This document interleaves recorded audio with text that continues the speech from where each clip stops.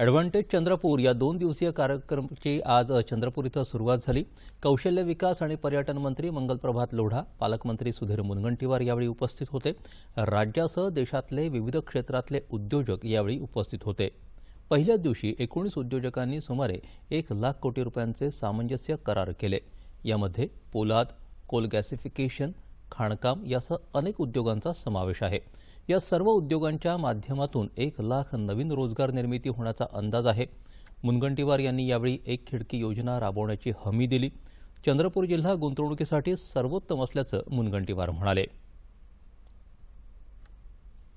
विविध क्षेत्रातल्या उद्योगांनी आज एमओयू केले।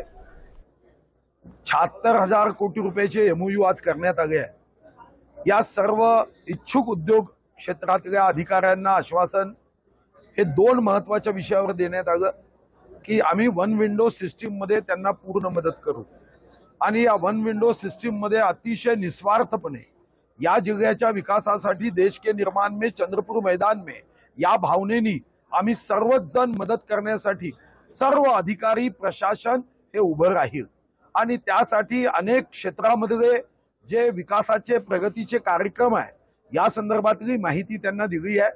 कृषी उद्योग असेल, मायनिंगवर आधारित उद्योग असेल किंवा इतर वस्तू निर्माणाचे उद्योग असेल, या सर्वांना स्किल डेव्हलपमेंटच्या दृष्टीने सुद्धा अनेक व्यवस्था करण्याचा निर्णय हा आम्ही केलेला आहे।